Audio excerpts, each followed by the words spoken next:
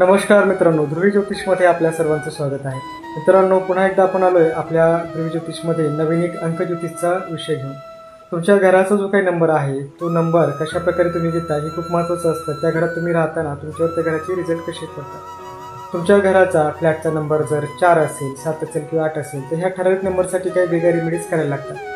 जर तुमच्या घराचा नंबर टोटलमध्ये 4 येत असेल तर त्यासाठी काय रेमेडीज करायचे ह्याची माहिती आज आपल्या व्हिडिओमध्ये पाहूया.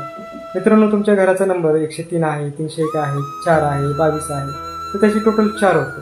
अशा घरांमध्ये राहताना आपल्याला बऱ्याचशा आर्थिक अडचणी किंवा आपल्या घरामध्ये कुठल्याही प्रकारची कामं व्यवस्थित न होणं किंवा बरीचशी कामं रेंगाळणं किंवा वेगवेगळे हेल्थ इश्यूज होणं अशा प्रकारच्या गोष्टींना सामोरं जावं लागू शकतं. अशा अवस्थेमध्ये तुम्हाला एक करायचं की आपल्या घरामध्ये बऱ्याच ठिकाणी लोक पाहतात घराचा जो काही नंबर प्लेट किंवा नंबर आहे त्या ठिकाणी आपल्याला एक ए किंवा अ हा शब्द ॲड करायचा आहे. त्याने काय होतं की घरामध्ये जो काही राहूचा प्रभाव आहे 4 नंबरशी जोडलेला तर तो चेंज होतो.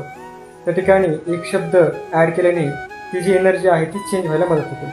दुसरा एक पर्याय राहतो की सर तुम्हाला ए ॲड करणं शक्य नसेल किंवा चांगलं वाटत नसेल तर त्या ठिकाणी तुमची जी काही नंबर प्लेट आहे, म्हणजे समजा उदाहरण तुमच्या घराचा नंबर 103 आहे तर त्या नंबर प्लेट जे आहे त्या 103च्या कडेला हळदीच्या रंगाने किंवा हळदीने पूर्णपणे राऊंड करायचं. त्याने काय होतं की गुरुचा प्रभाव हा आपल्या नंबर प्लेटवरती पडतो आणि राहूचा प्रभाव कमी करायला मदत होते. त्यामुळे एक पॉझिटिव्ह एनर्जी त्या ठिकाणी सुरू होते. किंवा आपण जसं म्हणतो की घरात एंट्री करताना पिवळा रंग किंवा आपल्या गुरुचा रंग जो आहे हे आपल्याला बराचसा फायदा होतो.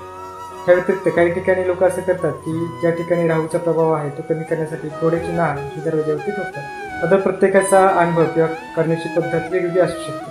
तर आज आपण पाहिले नंबर 4 साठी कशा प्रकारे आपण रेमेडीज करू शकतो. पुढच्या व्हिडिओमध्ये नंबर 7 किंवा नंबर 8 यांच्यासाठी काय रेमेडीज करता येतील हे पाहूया. आजचा व्हिडिओ आवडला असेल तर लाईक करा, शेअर करा आणि सबस्क्राईब करा. धन्यवाद.